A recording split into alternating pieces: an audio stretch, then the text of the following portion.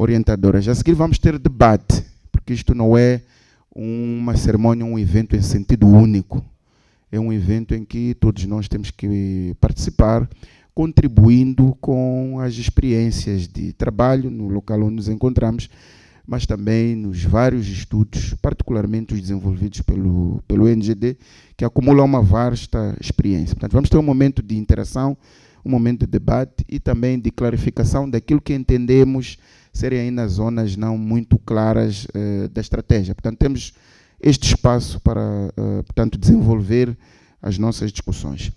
E como a agenda climática não termina numa sala como esta, o administrador delegado da FTC vai nos explicar quais são os passos seguintes. Portanto, não é só apresentar papéis, é depois dizer-nos o que acontece no terreno, dizer, desde a mobilização comunitária, a mobilização de recursos e, efetivamente, o que acontece junto dos grupos mais vulneráveis à escala nacional.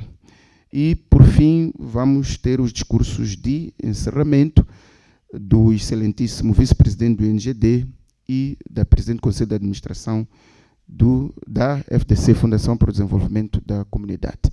Não vou dar mais voltas, convido o administrador delegado da FTC para o discurso de boas-vindas. Obrigado.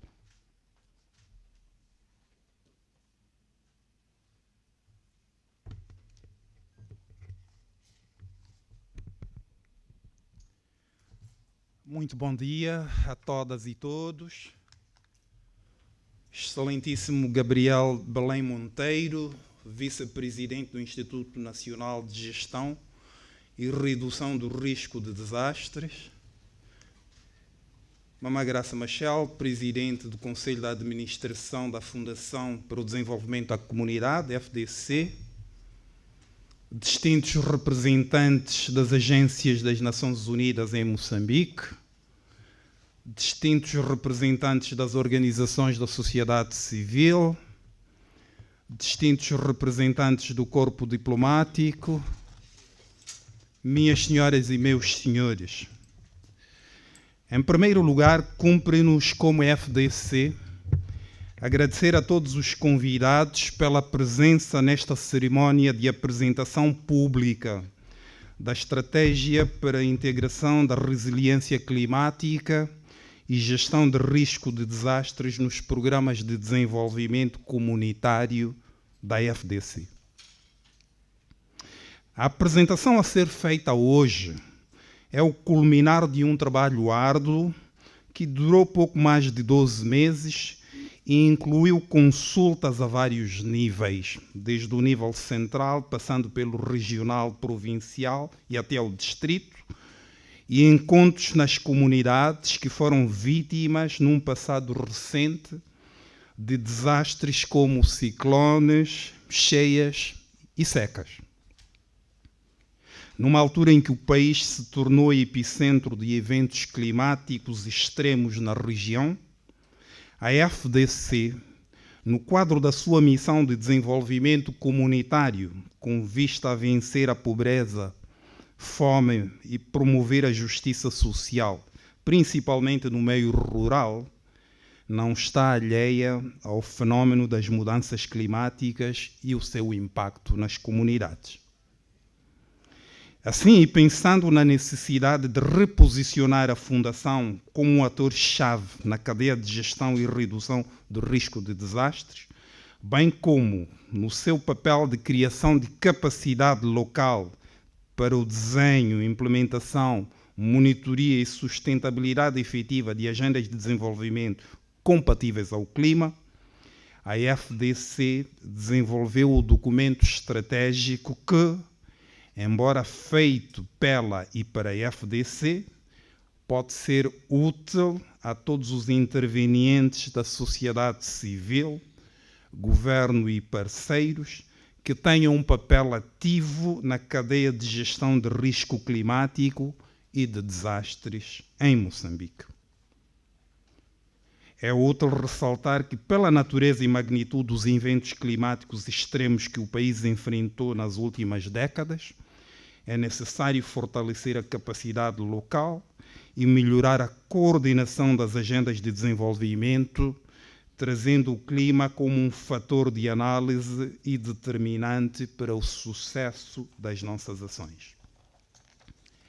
Minhas senhoras e meus senhores, a FDC acredita que esse feito pode ser conseguido através do engajamento ativo de todos os atores relevantes, nomeadamente governos locais, organizações da sociedade civil, parceiros de desenvolvimento e instituições de conhecimento, designadamente a academia e pesquisa, o setor privado e financeiro local, bem como as comunidades no desenho e implementação e monitoria conjunta da efetividade dos planos multianuais de gestão e redução do risco climático.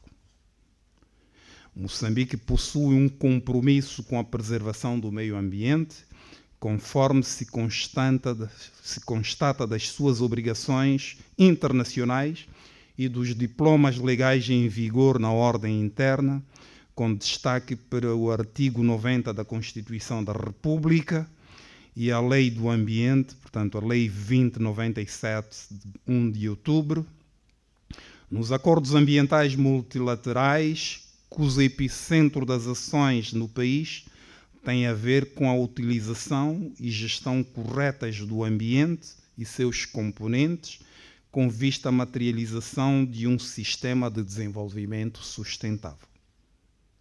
A nossa estratégia é uma modesta contribuição na resposta aos desafios impostos pelas alterações climáticas e, somada às demais, contribuirá para a sustentabilidade do planeta, a casa onde todos vivemos. Com estas palavras, desejo-vos a todos uma ótima manhã e agradeço antecipadamente pelas contribuições que nos serão fornecidas. Muito obrigado.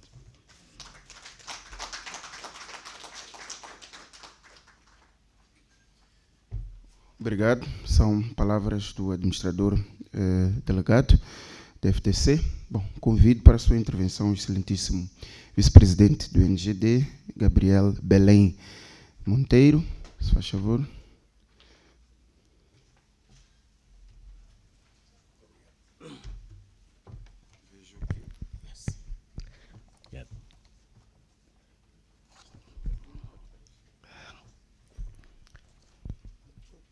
Bom dia a todos.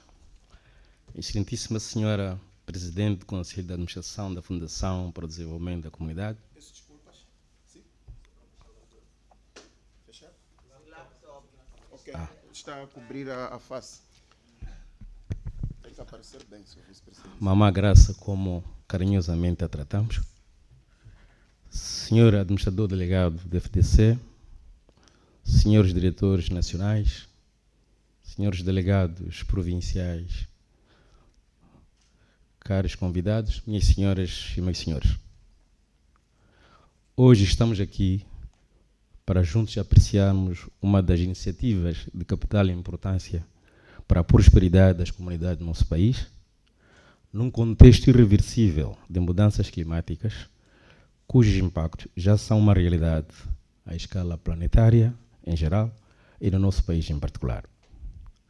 Estamos a falar especificamente da estratégia para a integração da resiliência climática e gestão e redução de riscos de desastres nos programas de desenvolvimento da Fundação para o Desenvolvimento da Comunidade e, por isso, não deixamos de saudar aos patronos desta iniciativa e a todos os parceiros e demais atores do setor público, privado, nela envolvidos. O convite endereçado ao Instituto Nacional de Gestão e Redução de Riscos para tomar parte neste evento demonstra o quão a Fundação para o Desenvolvimento da Comunidade está preocupada em contribuir na procura de soluções duradouras e sustentáveis para suprir as dificuldades que a sociedade moçambicana enfrenta no domínio da adaptação e recuperação dos efeitos de eventos climáticos extremos devido à insuficiência de recursos materiais, técnicos, financeiros que o país se ressente. Apesar dos esforços que o governo de Moçambique tem vindo a desenvolver no sentido de fortalecer e consolidar a resiliência humana e infraestrutural aos impactos das mudanças climáticas, a magnitude, frequência e recorrência de eventos extremos no nosso país não tem permitido que a nossa economia e as nossas comunidades se recuperem eficazmente dos seus impactos em tempo útil. É deste modo que julgamos que esta iniciativa da Fundação para o Desenvolvimento da Comunidade constitui uma oportunidade ímpar para a troca de ideias e de vários saberes sobre as melhores alternativas para promover a prevenção e a gestão do risco de desastres, complementando algumas iniciativas do Governo, como são os casos do Plano Diretor para a Redução do Risco de Desastre 2017-2030. A visão do Plano Diretor está centrada na comunidade e focaliza a resiliência dos meios de vida e das infraestruturas públicas e privadas aos eventos climáticos extremos como uma das vias para o alcance do bem-estar social.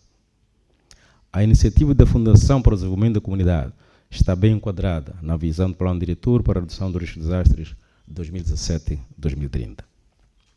O NGD, na qualidade de entidade coordenadora da gestão e redução do risco de desastre em Moçambique, analisou minuciosamente este documento estratégico da Fundação para o Desenvolvimento da Comunidade e notou que o mesmo enquadra-se naquilo que é o desiderato do Governo na componente de redução da vulnerabilidade ao risco de desastres no seio das comunidades. Há para nos destacar que os distritos selecionados para a pilotagem desta iniciativa coincidem com as zonas de maior risco de secas, no caso da região sul, de cheias na região centro e de ciclones no norte.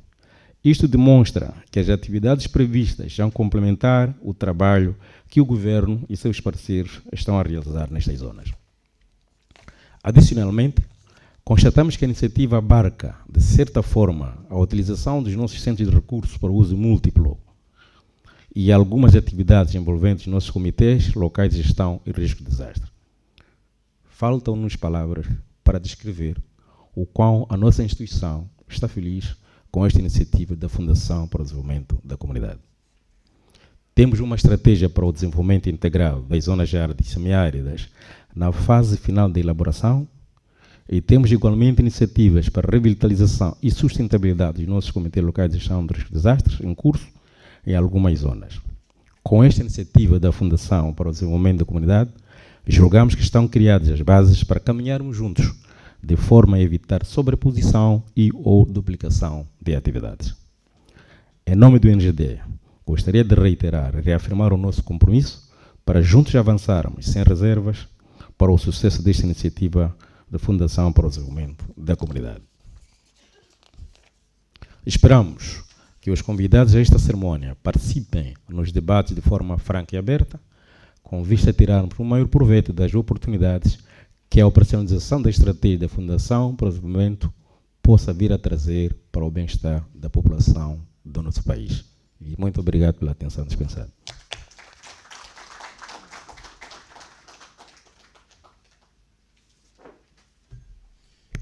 Muito obrigado ao vice-presidente do NGD, Gabriel Belém Monteiro, aqui a assumir o compromisso de mãos dadas, portanto, atacarmos, digamos assim, a problemática das mudanças climáticas. Bom, convido desde já a presidente do Conselho de Administração da FTC para a sua intervenção, que responderá por que é necessária uma agenda coletiva de desenvolvimento que integra o clima e desastres, o papel da sociedade civil na cadeia de gestão e redução do risco de desastres. Mamãe Graça Machel, se faz favor.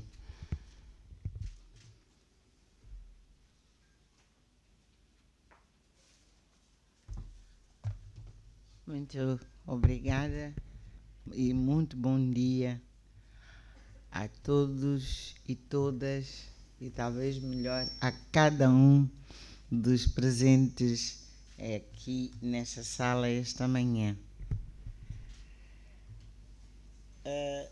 Eu não sou boa em protocolo, por isso eu prefiro pedir que vocês aceitem os meus respeitosos cumprimentos e agradecer a vossa presença nesta manhã em que nós solicitamos este momento de reflexão conjunta sobre um dos assuntos que afetam diariamente milhões de moçambicanos.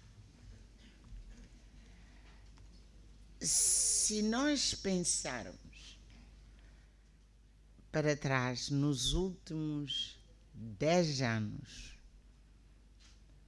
vamos concluir que o país em que nós vivíamos tem vindo a mudar de uma forma radical. Nós estávamos habituados a ter ciclos ao longo de um ano que eram previsíveis, podíamos planificar as nossas atividades com bastante segurança, podíamos prever os recursos que nós necessitamos para investir nas nossas atividades e até mesmo os rendimentos que poderíamos ter. Havia um grau elevado de previsibilidade desde o início do ano até ao fim do ano. E hoje nós dificilmente sabemos, quando começamos o ano, o que é que poderá acontecer, que pode intervir de uma forma muito drástica nos ciclos que eram habituais, e essa intervenção brusca pode nos levar a um empobrecimento, por um lado, mas também para algumas comunidades até pode implicar que comecem um ano num sítio e vão terminar noutro sítio, completamente novo. Quando dizemos mudanças climáticas, pode acontecer que estejamos a falar entre nós, que estamos aqui dentro desta sala. E a razão por que eu começo a minha intervenção desta maneira é porque eu suponho que poderão haver muitas pessoas que não chamam a isso mudanças climáticas. Chamam efeitos e impactos cotidianos na sua vida de imprevisibilidade e de incerteza. Isso eles entendem, porque está a acontecer. Agora, o nome de mudanças climáticas é mais para nós aqui. Nos últimos 20 anos, constam estatísticas de que nos últimos 20 anos nós tivemos cerca de 15 secas graves. Isto significa quase seca grave em cada ano. Quase. Tivemos 20 inundações. Tivemos 26 ciclones tropicais, com destaque para a seca que afetou cerca de 14 milhões de moçambicanos, e o que significa de 30 milhões que nós estamos agora, significa, na prática, metade da população moçambicana foi afetada por secas nos últimos 20 anos. Nós não temos dados muito precisos do somatório de cidadãos que foram afetados por ciclones, por cheias, cidadãos que já mudaram do seu local de residência e cidadãos que estão entre a zona onde vivem e a zona onde vão fazer a sua produção, mas sempre na incerteza de o que é que poderão colher. Então, essas mudanças grandes, oh meu Deus, essas mudanças muito grandes levam-nos a ter que procurar mecanismos, muito obrigada, a ter que procurar mecanismos de como é que vivemos com essas mudanças, mas criamos uma certa capacidade de resposta que minimize os impactos destas mudanças forçadas que caem sobre nós, sobre os quais nós não temos capacidade de impedir, porque estão completamente fora do nosso controle, mas nós temos de saber responder a esses fenómenos, a esses eventos, de uma maneira inteligente, de uma maneira organizada, de maneira a proteger-nos a nós próprios, eliminar perdas humanas, para que não haja perdas humanas por causa disso, porque estamos suficientemente organizados para não permitir que haja perdas humanas.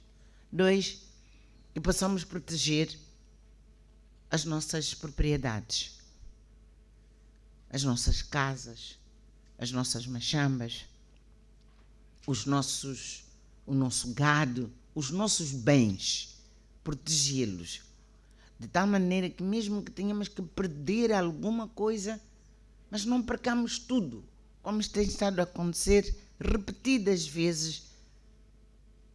Milhões de moçambicanos perdem tudo e têm que recomeçar cada vez que há um evento climático da envergadura dos que têm acontecido nos últimos tempos.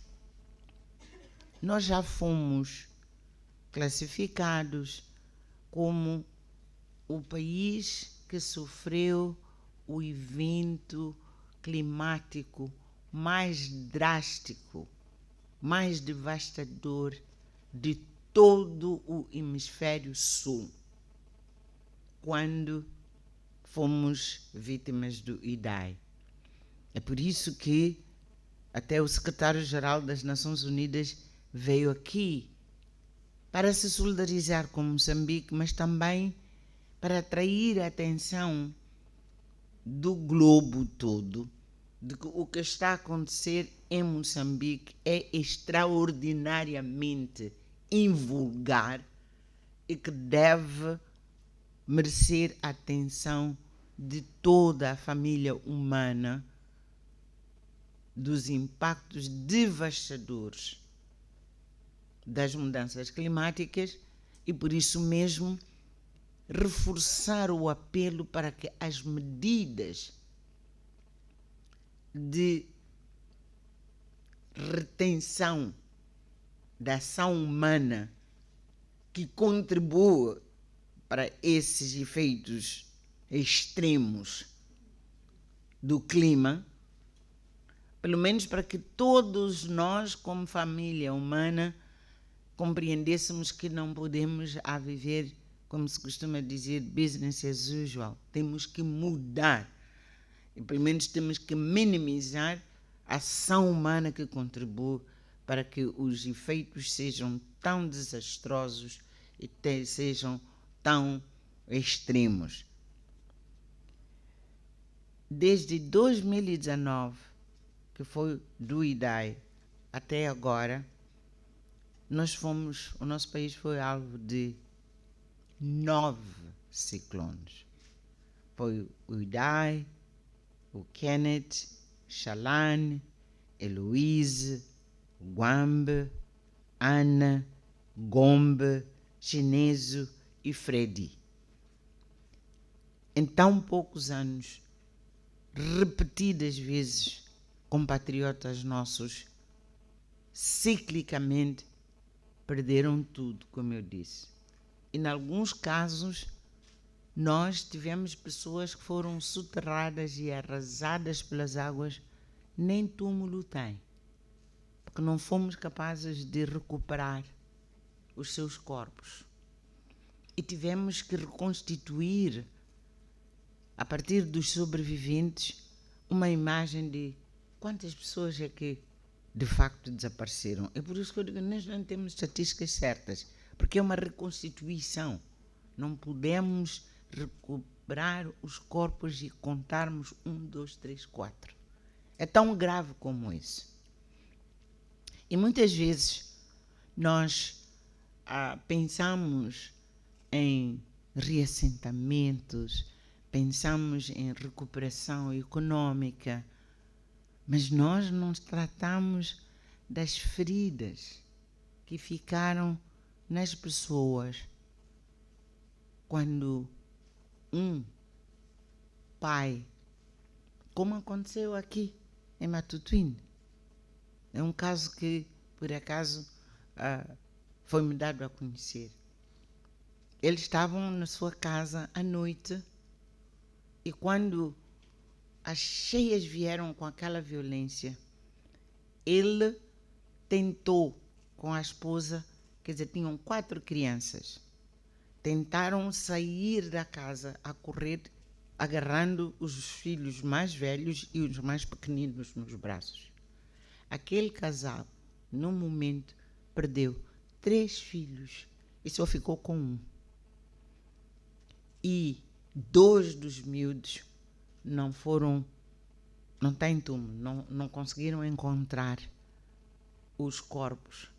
Conseguiram encontrar o corpo de um, ficaram com a criança que sobreviveu e a mãe ficou gravemente ferida nas pernas. Agora, quando nós falamos de reassentamento, podemos perguntar o que é que fica para reassentar para este senhor? A esposa doente, um único filho que sobreviveu, um corpo para enterrar e outros que não apareceram sequer. Estes eventos têm vindo a deixar feridas emocionais e de sentido de perda. Aquilo que às vezes dizemos sem refletir, que chamamos uma perda irreparável. Mas que depois não tratamos dessa ferida. Vem no anúncio do jornal e acabou. Nós estamos com milhões dos nossos compatriotas com feridas muito grandes, emocionais, e desta perda de quem eles são como pessoas, famílias, e perda de capacidade que humanamente todos nós, quando um ente querido se vai, nós temos a necessidade de fazer aquele ritual de despedir, de enterrar, e depois temos um local que nós dizemos, esta pessoa descansa aqui. Estas pessoas de que nós estamos a falar, os nossos compatriotas, não tiveram sequer, alguns deles, a possibilidade desse ritual. E não sabem quando é que o outro evento poderá vir e como é que vão responder a ele. É só tentar desmiuçar o que nós queremos dizer com fenómenos extremos de mudanças climáticas. São extremos por causa da violência com que aparecem, mas são extremos nas feridas que deixam nos sobreviventes. E quando nós falamos de resiliência, vamos falar aqui de resiliência, nós temos de tomar em conta as feridas que continuam frescas nos sobreviventes. Não são só o número de pessoas que nós temos que encontrar espaço seguro para eles terem a sua cabana. Não, não.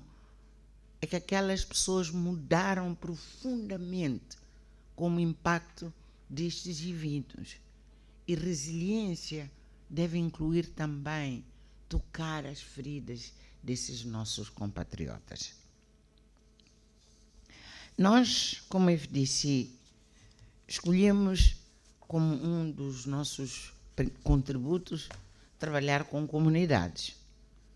E foi na constatação de que as comunidades com que queremos trabalhar já foram gravemente afetadas por todos esses fenómenos e nós não podemos continuar a trabalhar como se nada tivesse acontecido. Temos de tentar compreender. E como dizia o nosso diretor aqui, a primeira coisa que nós fizemos é auscultar as pessoas, ouvir e fazermos aquela aproximação humana, não é verdade?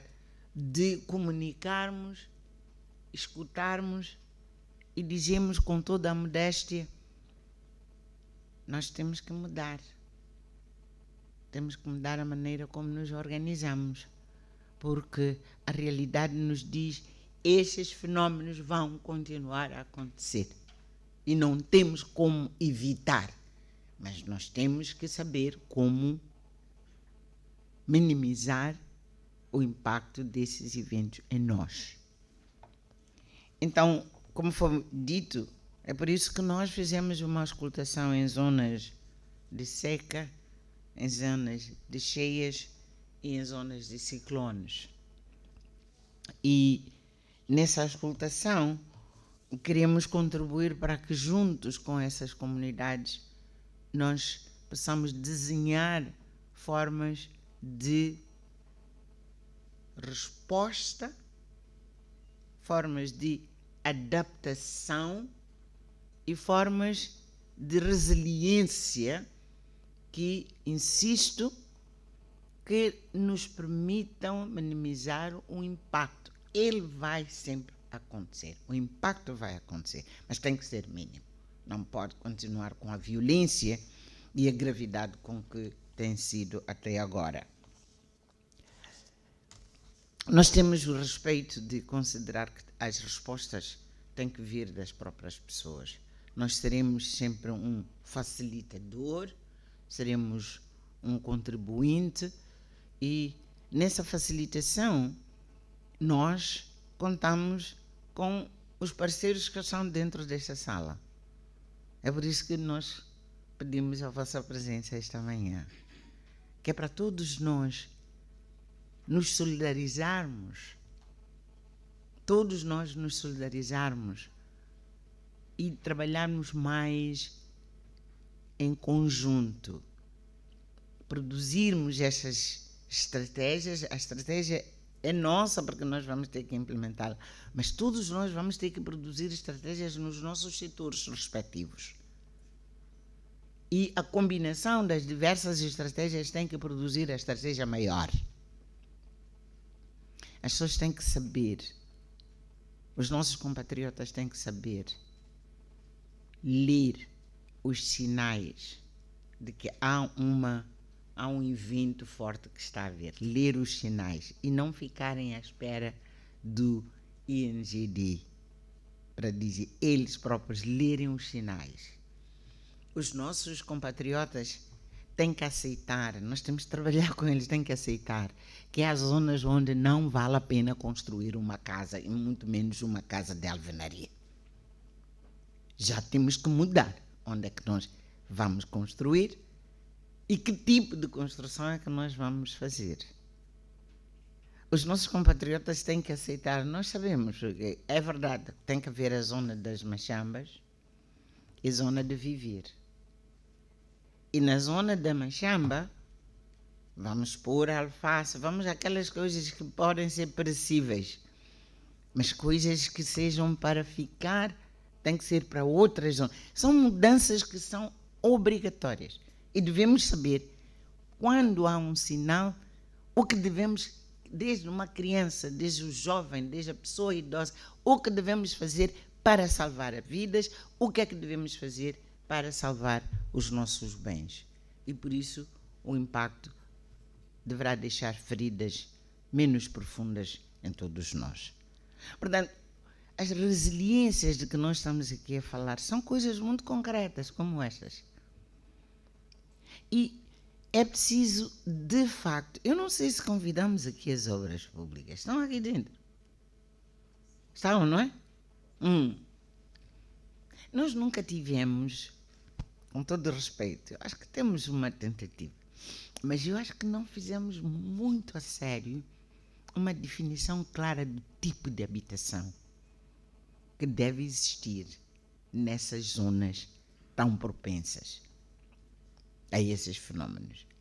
Reconstruímos as casas com as populações, com casas mais resilientes, mas obviamente porque foi uma intervenção nossa, de governo com as populações.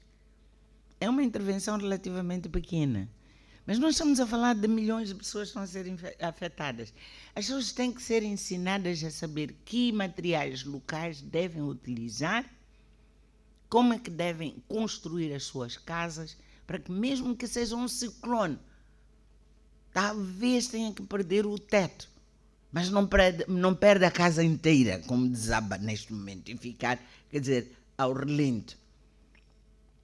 E, tecnicamente, melhorar os materiais de construção das habitações dos moçambicanos, em particular nas zonas propensas a esses fenómenos. É uma mudança fundamental. E as nossas faculdades de arquitetura, de não sei o quê, têm que fazer este trabalho com muito mais seriedade. E não é uma resposta imediata quando o momento de crise acontece. Não. É uma mudança radical de como nós vamos construir a habitação em Moçambique para sempre. E é isto que eu quero dizer, que a resiliência tem que ser vista como uma ação permanente de melhoria das condições que devem provocar menos dor humana e menos perda daquilo que são os nossos bens. Então, tenho tendência de falar muito e os meus colegas ajudaram-me, escreveram aqui coisas muito boas. Vocês vão fazer o favor de usar o que está aqui escrito. Mas eu estive a falar como se eu estivesse a dirigir-me a um camponês. E, by the way, há pessoas da cidade também. As pessoas daqui, de Machaquén. Todos os anos, o bairro de Machaquén fica dentro d'água. Aqui, nas nossas barbas. Todos os anos. Até agora, estão dentro d'água. Aquelas pessoas saíram porque não conseguem entrar e dormir dentro de casa. Mas no momento em que secar, hão de voltar. Nós temos que convencer aquelas pessoas de que é preciso sair. Vai ser muito difícil. Mas não vai dar. Então, as mudanças não estão só em Chicoalaquala, quer dizer, não estão a afetar só em Chicoalaquala e quais são os outros distritos ali? É Mapai, não é? Não estão só a afetar ao longo do Rio Pungue, não são só as zonas da costa, do norte do país, aqui nas nossas barbas. A vida mudou e nós também temos que mudar. E temos inteligência e temos capacidade de minimizar esse sofrimento. Portanto, muito obrigada pela vossa presença. A estratégia, nós queremos saber como fazer melhor o nosso trabalho, mas nós queremos convidar a que cada um de nós faça a sua estratégia de resiliência e nós, com isso, possamos construir uma resiliência muito mais abrangente e muito mais sustentável. Muito obrigada.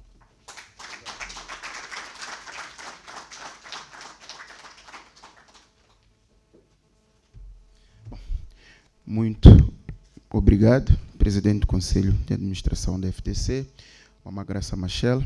Bom, vamos fazer um pequeno intervalo para a foto de família e para um cafezinho e regressamos a seguir. 10, 15 minutos o máximo é suficiente. O momento que se segue é portanto, depois da foto de família e o café, é o momento da apresentação da estratégia. Esta estratégia será apresentada pelo professor Nascimento Nhantumbo, que liderou, digamos, a mobilização dos consultores e o efetivo trabalho de produção do documento. Mas vamos para um café e para a foto de família aqui fora. 10, 15 minutos, por favor. vamos, acima de tudo, cumprir o horário, porque acreditamos que existem outras agendas depois deste evento. Até já.